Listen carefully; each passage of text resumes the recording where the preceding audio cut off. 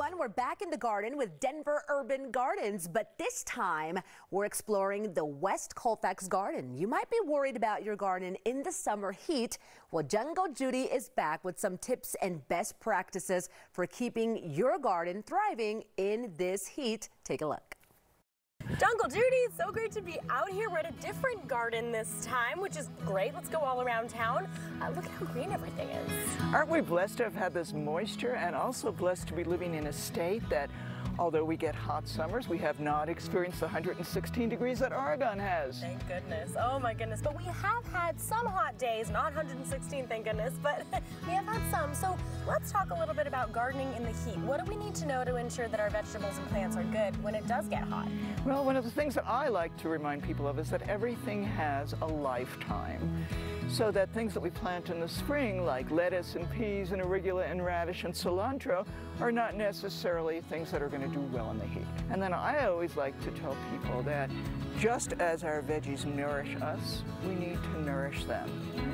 And one of the best ways that we can nourish our veggies is to realize that we can't get healthy veggies unless we get healthy soil. We need to water really slowly, and we water down at the roots. Down at the roots is super important for keeping away a lot of our diseases.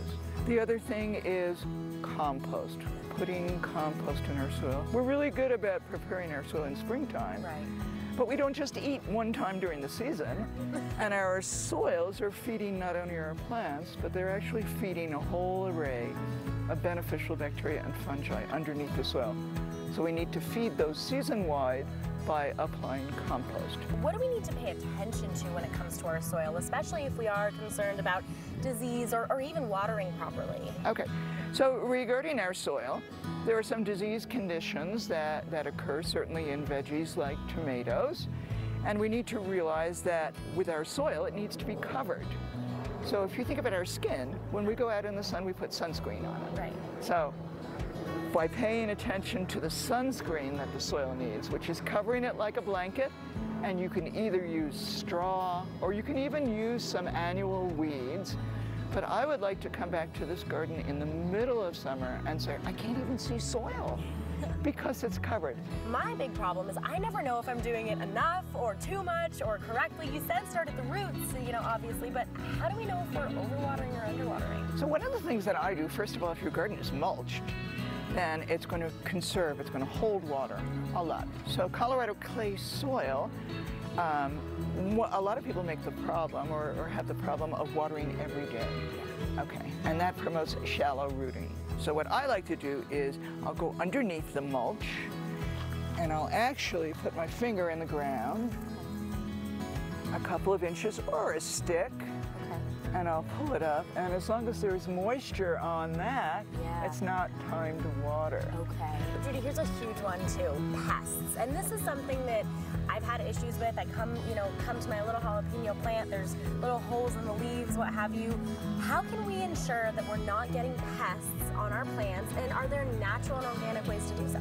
Absolutely. So with the heat coming on now, there are lots of insects that are saying, thank you, I finally found my food supply. So one of the things to think about is to mix up your plantings. Don't do a concerted planting like a broccoli, cabbage, and cauliflower because that's the same family.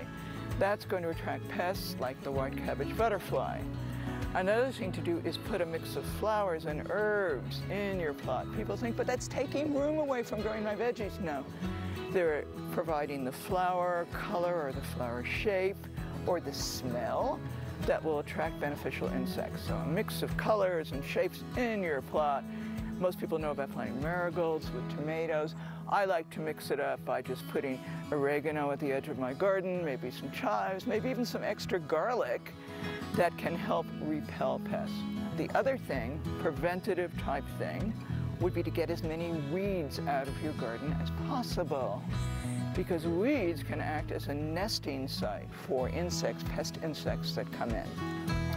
Identify what's on your plant. So all insects are not bad. In an organic gardening, we promote a whole biodiversity by planting those flowers, those herbs that are going to attract things like ladybugs and lacewings in. And the other thing would be to realize that insects have life cycles. So we need to turn over the leaves. Very often, things like the white cabbage butterfly will lay eggs on the underneath sides of the leaf because it's cooler there.